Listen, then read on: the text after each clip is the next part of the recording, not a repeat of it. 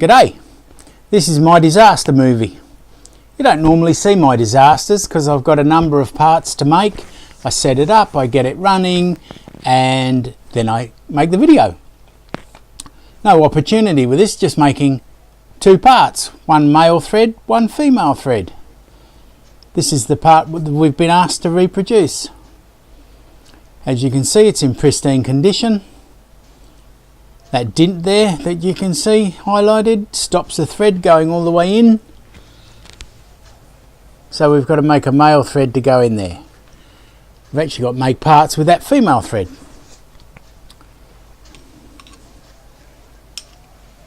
Here's one of the male threads that we cut. Just one of them. You can't go to the hardware store and say, can I have a 2 5/16 nut and bolt please? I want to check some threads.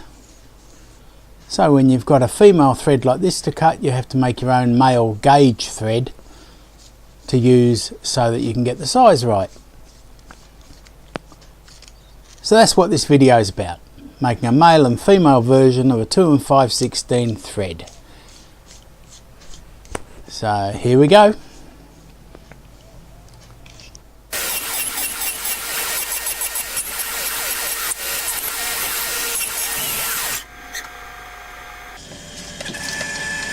Right, here's our first blank to make our male thread. Speed is 1700 RPM, which was a mistake. It's probably about the right cutting speed for the material at that diameter, but Nigel gets carried away and uses the same depth of cut and same feed as he would if he was turning 20 diameter aluminium. And it's not good. The results are not very good at all. Now, 1700 RPM, the carriage is right at the limit of the speed it can travel at to cut this thread at 1700 RPM. And I think that's the problem. It cuts a terrible thread. And I think it cuts a terrible thread because it's right at the limit of what's possible. If you look at that speed change inside the part, you can see the jaws of the vision changes. It's a speed change. The Hercus does not keep the same feed relative to the speed of the spindle. It sets it to start with, but once it's set it feeds at the appropriate feed for the programmed speed. It does not adjust for any reduction in speed that may take place because of the cut load or whatever. So in this case, it's right up there and it's cut a horrible thread. So I decided I'll run a second pass. Now the Hercus is quite capable of making a second pass over a thread without making a mess of it. Not with this one. This one, it cuts a second thread. You can see all that swarf coming. There shouldn't be any swarf coming off at that point. It should just be going down a groove that's already been cut. So this is a real mess. And at this stage, I'm really not sure what I'm going to do to fix it.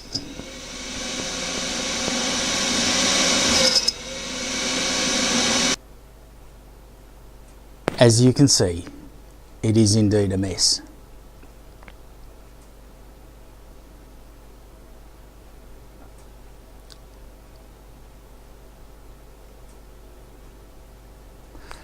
This on the right is a full form insert, cuts the crest of the thread as well as the root. The one on the left will cut multiple pitches, but in my opinion doesn't cut any of them very well. That's why I spend the money on buying an insert per pitch that I want to cut, because I like to be able to cut good threads. Tos chucks, expensive, great soft jaws available for them. When you've got a variety of jobs that you need to be able to cope with, they work out really well. Second attempt, still at 1700 RPM.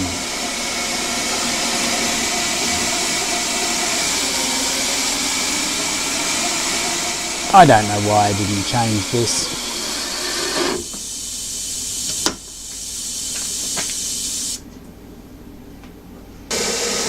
That really didn't need any words, did it? Nothing I was going to say was going to make it any better. Now, I know when you start changing things, you should change one thing at a time and move on. I didn't have enough material to change one thing at a time, so I changed everything I could think of. I changed gears on the lathe to slow it down to 1000 RPM. I changed the feeds and the depth of cut. Oh no, perhaps not the depth of cut. I changed the feeds anyway, that's why I had to speed it up there. It was horribly slow at 1000 RPM. This is the first cut of the thread and I've slowed it right down so you can see, yep, there's one equal looking line there of threads being cut, which is what we were looking for. This is normal speed. Nice looking swarf coming off there. 6 times speed so we don't all die of boredom. Yep, that swarf looks really good.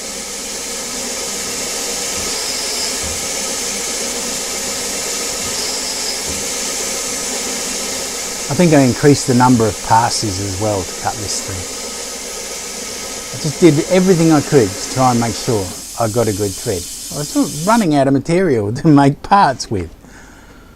I'd only allowed a few parts. Didn't think I was going to make this many errors. And that's the one I ended up with, and yeah, really happy with that. That's what I expect my threads to look like. This is it screwing into the part. See, that wobbles all in my fingers. It's really quite a firm fit in there. Couldn't be any tighter, but it screws in nicely and just no wobble at all. Alright, now we're making the female part. And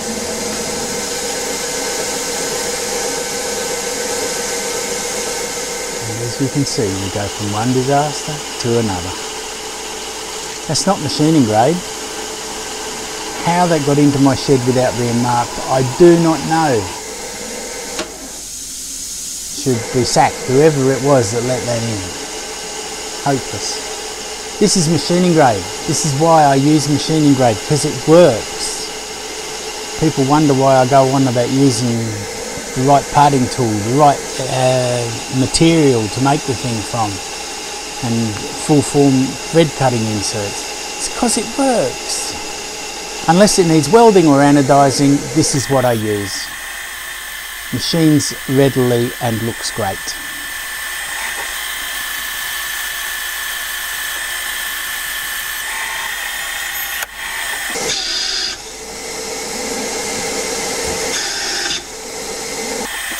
I do machine material that I don't want to machine when I need to satisfy the customer's requirements.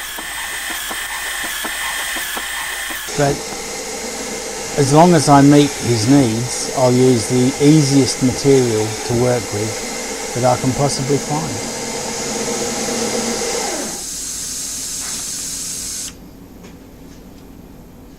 And yeah, I don't expect threads to be rough, because that was a full form insert on the boring bar as well.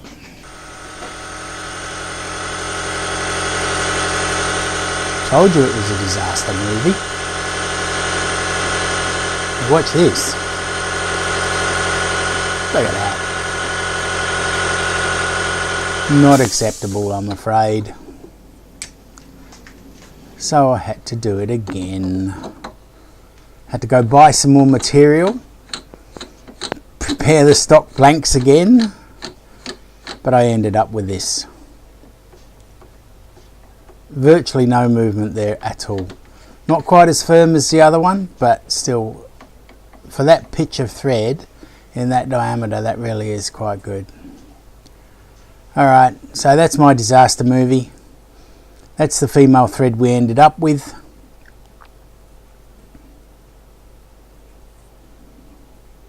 And that's the male thread we ended up with. Thank you for watching.